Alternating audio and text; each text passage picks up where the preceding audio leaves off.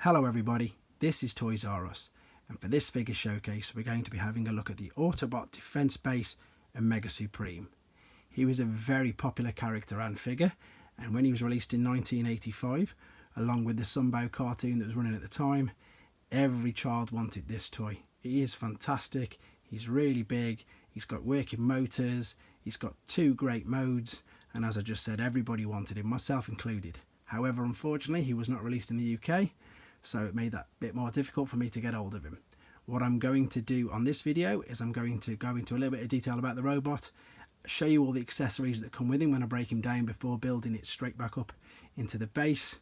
And I've been asked as well if I've got any sort of funny stories or anecdotes on how I managed to acquire some of the figures, and with this one there is actually a little story behind it as well, so I'll come to that in a second.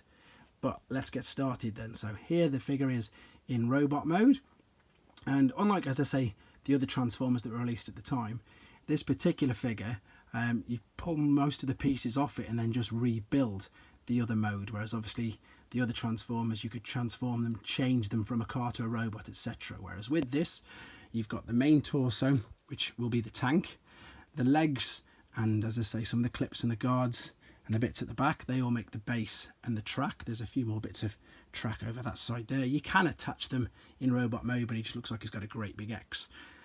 But so most people don't really display with it all on, so that's why mine isn't. And his arms will form the rocket ship of the base, and again I'll show you all that in a second.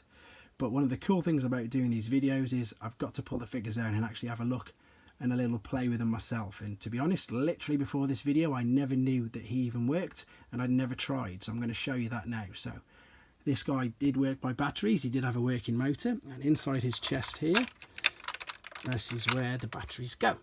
And usually you'll find that that can be quite corroded, or the fact that it just doesn't even work. So I'm going to be quiet because there's no point me trying to talk over this. There is a little switch on the back of his head there, that red switch just below the headpiece. I'm going to turn him on and be quiet because there's no point me talking, it's very loud, and you'll see that he does actually work.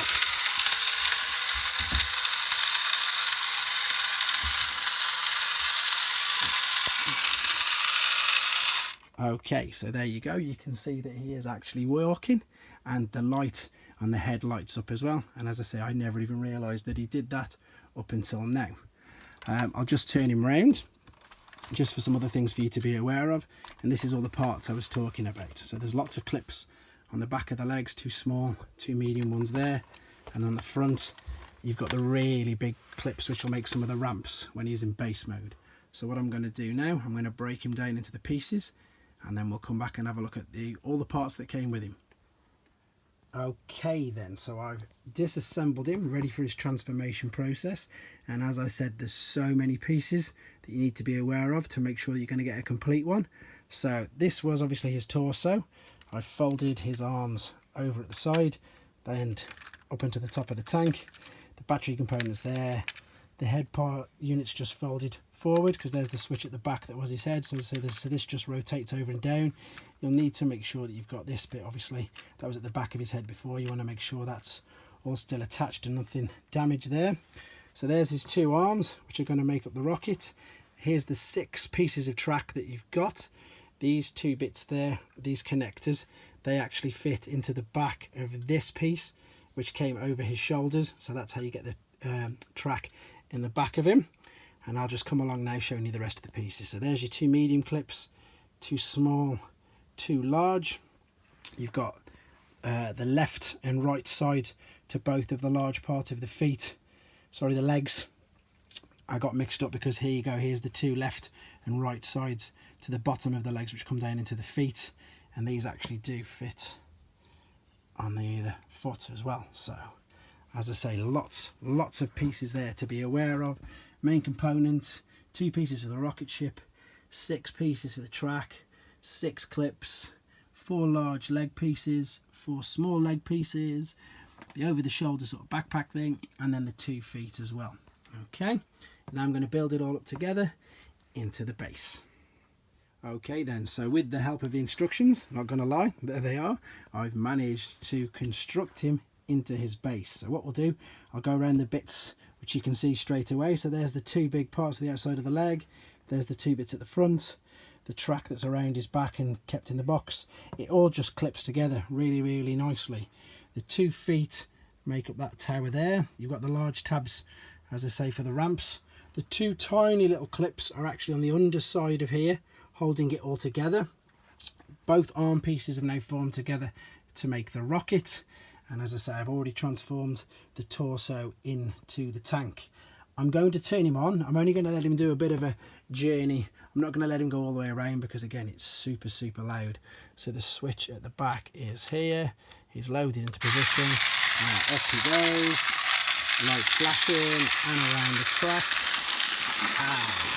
As I said, there you go. I'm just really impressed, to be honest, that he works. I've had him sat up on that shelf for about 8-9 years or so. Never tried the batteries, never knew if it worked, and I'm really, really pleased that it did.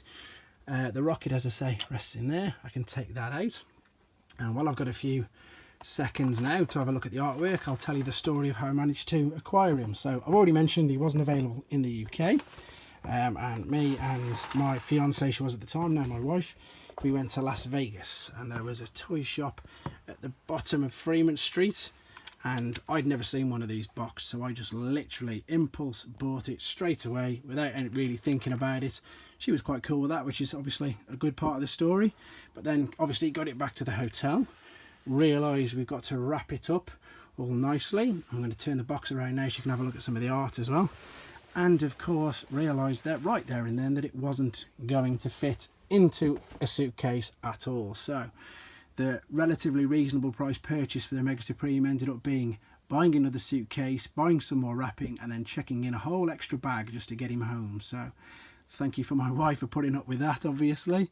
And as I say, quite an amusing story to get him home. Anyway, here's the artwork on the back. Fantastic piece of artwork. There's the Dinobots, Jetfire, Shockwave. As I say, second really piece of artwork there, used with the Transformers boxes. And I'm going to spin it back around because this concludes the figure showcase of a Mega Supreme. And as I say, I've hopefully had as much, if not a little bit more fun, unfortunately, than yourselves in doing this. Really hope you enjoyed looking at it. Hope it encourages you to get one yourself because it is a fantastic toy. They have reissued it so you can get one at a slightly lesser cost now. Yeah, he's brilliant. Take care, subscribe for more.